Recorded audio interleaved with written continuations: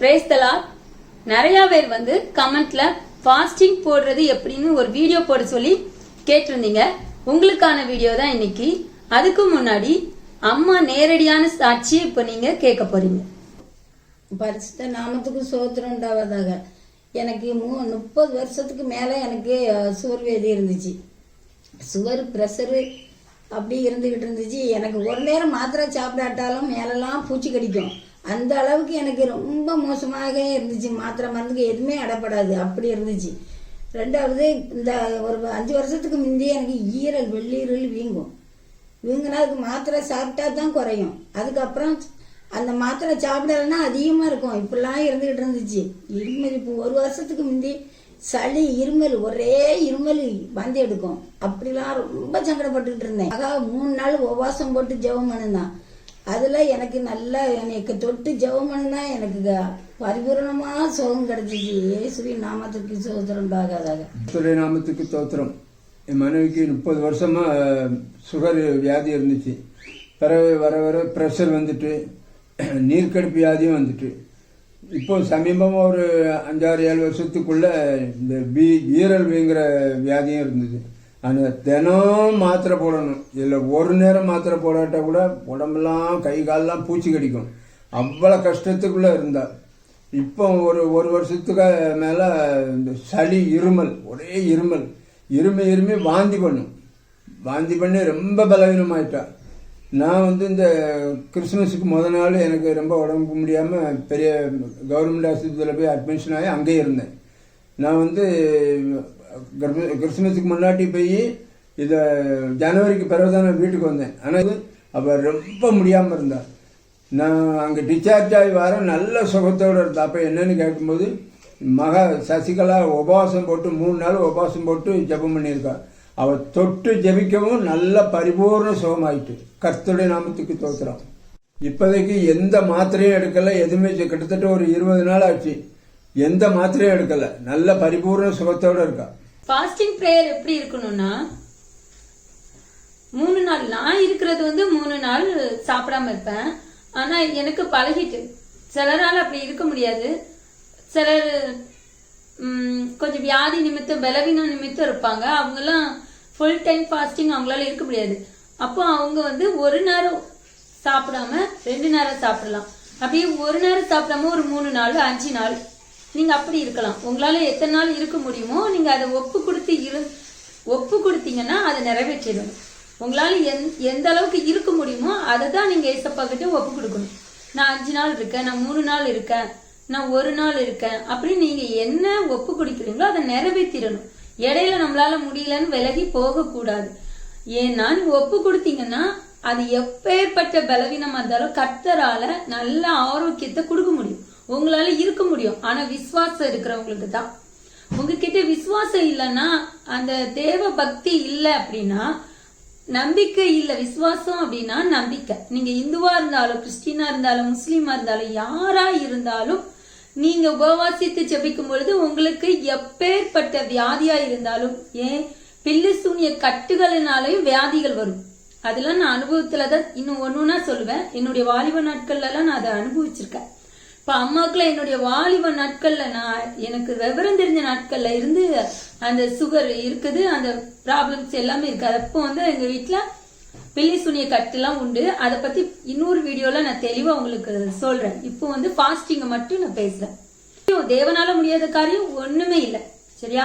அவங்களால முடியும். அப்படி விசுவாசத்தோடு நீங்க ஃபாஸ்டிங் போடணும். மெயின் நம்பர் 1 அது பாயிண்ட். ஒரு 3 பாயிண்ட் உங்களுக்கு முக்கியமான பாயிண்ட் சொல்றேன். நீங்க ஃபாஸ்டிங் போடும்போது தன்னை தாழ்த்தி ஜெபிக்கணும். நம்மளால முடியும் அப்படிங்கிற எண்ணம் இருக்கவே கூடாது. அது குடும்பத்துக்கு சமாதானமா இருந்தாலும் சரி, தொழிலா இருந்தாலும் சரி, நான் உழைச்சி நான் வேலை நல்லா பார்த்தேன்னா என்னால முடியும், இந்த எண்ணம் நம்மளுக்கு வரவே கூடாது. என்னால ஒண்ணுமே முடியாது, ஏசப்பா உங்களால முடியும், கடவுளால தான் முடியுங்கிற அந்த நம்பிக்கை தான் உங்களுக்குள்ள வரணும். தேவனாலதான் முடியும், நம்மளால முடியாது அப்படி நினைக்கும் போதுதான் நம்மளை தாழ்த்துறோம்னு அர்த்தம். நம்மளால முடியும், நம்ம உழைச்சா நடக்கும், நம்ம என்ன வேணாலும் நம்மளால செய்ய முடியுங்கிற அந்த எண்ணம் நம்மளை விட்டு போகணும். First number 1. செகண்ட் பாத்தீங்கன்னா, நம்ம ஏதாவது ஒரு பாவத்துல இருக்கிறோம் அப்படின்னா அந்த பாவத்தை அறிக்கை செஞ்சு விட்டுறணும். இப்போ அந்த பாவத்தை மன்னிச்சிருங்கன்னு கேட்கறது ஓகே, நிறைய பேர் மன்னிச்சிருங்கன்னு கேட்பீங்க. ஆனா கேட்டுட்டு அதை அறிக்கை செஞ்சு விட்டுறணும். திரும்பியும் அதே பாவத்தை நீங்க செய்யக்கூடாது. அப்படி நீங்க விடும்போதுதான் உங்களுக்குள்ள ஏதாவது ஒரு வியாதிய தேவன் அனுமதிச்சிருக்கலாம். சரியா? அது தண்டனையா கூட இருக்கலாம். நீங்க செஞ்ச பாவத்தின் தண்டனையா இருக்கலாம், அல்லது முன்னோர்கள் செஞ்ச பாவத்தின் தண்டனையா இருக்கலாம், இல்லது பில்லி சூனிய கட்டுகளினால வந்த வியாதியா கூட இருக்கலாம். ஆனா தேவன் அதை அனுமதிச்சிருக்கார் அப்படின்னா நிச்சயமா நீங்க ஜெபித்து அதற்காக ஒப்பு கொடுத்து விடும்போது அதுல கண்டிப்பா விடுதலை கிடைக்கும். சில பேருக்கு செய்யறது பாவம்னு கூட அவங்களுக்கே தெரியாது. அதாவது அவங்க செய்யறது பெரிய பாவமா தான் இருக்கும். ஆனா அவங்களுக்கு அது செஞ்சு பழகினதுனால இது ஒரு பாவமே கிடையாதுன்னு நினைப்பாங்க. எந்த ஒரு போதைய நீங்க போதைக்கு அடிமையா இருந்தா கூட அது ஒரு பாவம் தான். அல்லது ஒரு விபச்சாரம், வேசித்தனங்கள், அந்த மாதிரி பாவங்கள் செய்யறது அது பெரிய பாவம். அதுலலாம் நீங்க முழுமையா விடுதலை பெறணும்.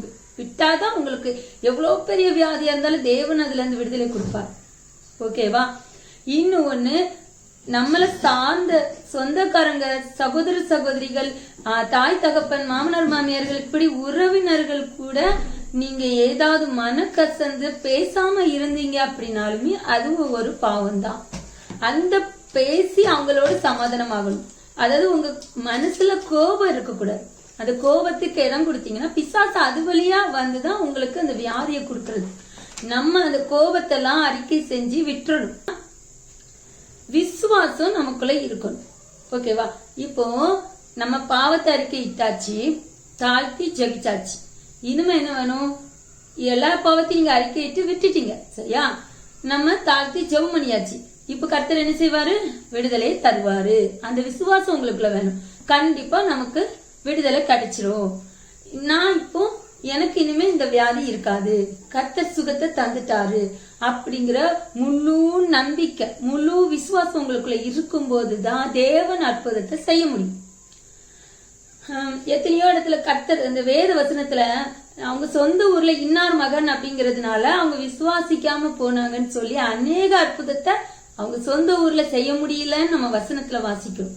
ஆனா மத்த எல்லா தேசங்களிலும் ஏசப்பா வாராங்கன்னா அவ்வளவு வியாதிஸ்டரையும் குருடர்களையும் சப்பானிகளையும் கொண்டு வந்து சொத்தமாக்குனாங்க. சரியா? அப்ப அவங்களுக்குள்ள விசுவாசம் இருந்ததுனாலதான் அவங்கள சொத்தமாக்க முடிஞ்சது. அந்த விசுவாசம் உங்களுக்குள்ள இருக்கும் போதுதான் உங்களை விடுவிக்க தேவனால முடியும். அவருடைய இயேசு கிறிஸ்துவின் நாமத்தினால சொல்லி நம்ம இயேசு கிறிஸ்துவின் நாமத்தினாலே அப்படி சொல்லி கேட்கணும். அப்படின்னா உங்களுக்கு விடுதலை கிடைக்கும்.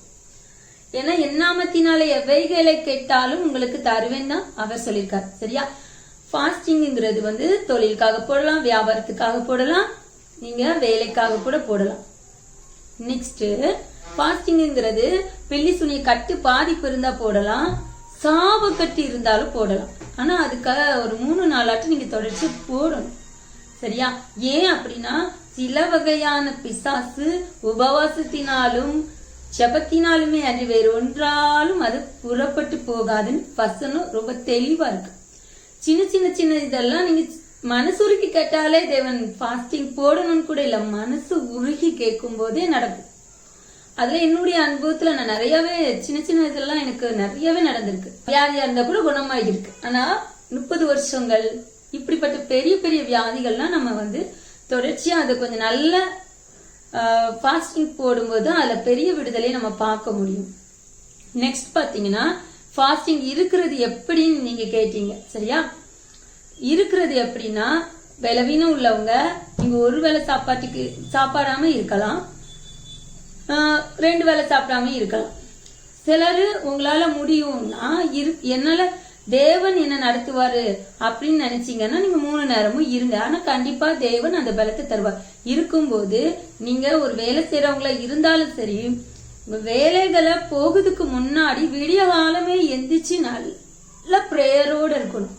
நல்லா பிரேயர் பண்ணணும். நீங்க இந்துவா இருக்கோம், நாங்க எங்களுக்கு பிரேயர் பண்ண தெரியாது அப்படின்னீங்கன்னா பிரேயர் பண்றது வேற ஒண்ணு இல்ல. உங்க அம்மா அப்பா கிட்ட நீங்க எப்படி பேசுவீங்க?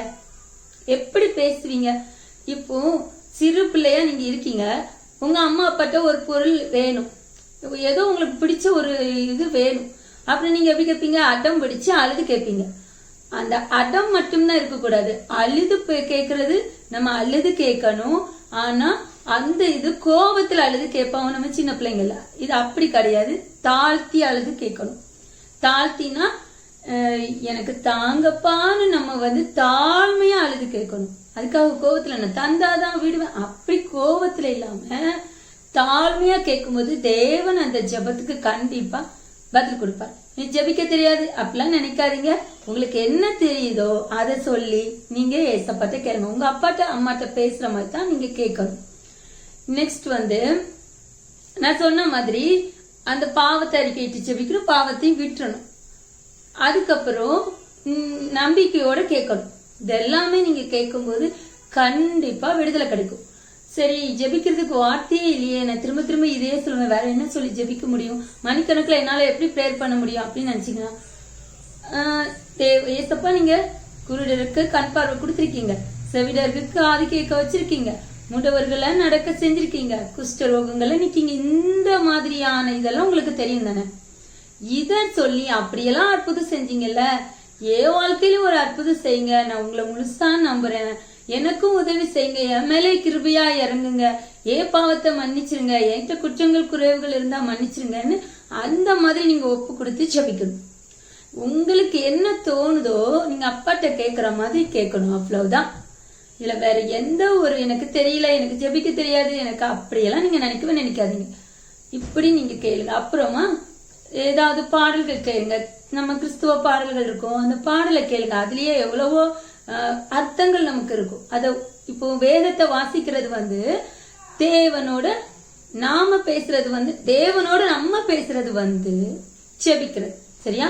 அவர்கிட்ட பேசுறோம் நம்ம அப்படின்னா ஜெபம் செய்யறது.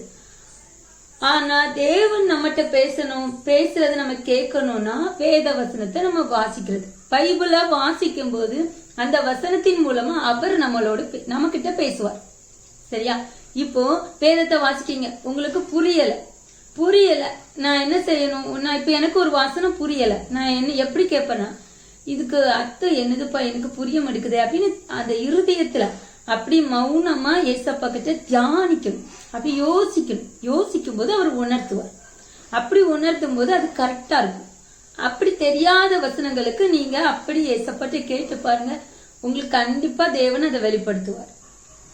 ஃபாஸ்டிங் பிரேயர்ல எப்படியெல்லாம் இருக்கணும், எப்படி செபிக்கணும் அப்படின்னு உங்களுக்கு நான் தெளிவா சொல்லியிருக்கிறேன். இப்படி நீங்க செய்யும் போது கண்டிப்பா உங்களுக்கு விடுதலை கிடைக்கும். இப்படி நீங்க ஃபாஸ்டிங் போட்டு உங்களுக்கு விடுதலை கிடைச்சிருக்கு அப்படின்னா நீங்க எங்களுக்கு கமெண்ட் பண்ணுங்க. கண்டிப்பா உங்களுக்கு ஒரு பெரிய சாட்சி நடந்திருக்கு, பெரிய விடுதலை கிடைச்சிருக்குன்னா நீங்களும் இது மாதிரி இப்ப எங்க அம்மா அப்பா எப்படி சாட்சி சொன்னாங்களோ இது மாதிரி நீங்களும் சாட்சி சொல்றத என்னுடைய இந்த நம்ம யூடியூப் சேனல்ல போட்டு விடும்போது இத பார்க்கிற நிறைய பேர் இது மாதிரி ஃபாஸ்டிங் போட்டு ஜெபிச்சா விடுதலை கிடைக்குதுன்னு சொல்லி அவங்களும் விடுதலை ஏசப்பா கிட்ட பெற்றுக்கொள்ளணும், சுகம் கிடைக்கணும், அவங்களுக்கும் ஒரு ஆசீர்வாதத்தை தேவன் கொடுக்கறதுக்கு இது ஒரு நல்ல வழிகாட்டியா இருக்கிறதுக்கு நீங்க யாரெல்லாம் இதுல விடுதலை பெறுறீங்களோ, யாரெல்லாம் நான் தொழிலுக்காக போட்டேன், வியாபாரத்துக்காக போட்டேன், வேலை இல்லாம ஃபாஸ்டிங் போட்டு எனக்கு வேலை கிடைச்சிருக்கு, எந்த சாட்சியா இருந்தாலும் சரி நீங்க அந்த சாட்சி இதுல பகிர்ந்துக்கலாம். சரி, நீங்க ஒரு நேரம் ஒரு வேலை இருக்கிறவங்க எல்லாம் ஃபுல்லா நீங்க அந்த ஒரு வேலை ஃபுல்லாவே ஜபத்திலே இருக்கலாம்.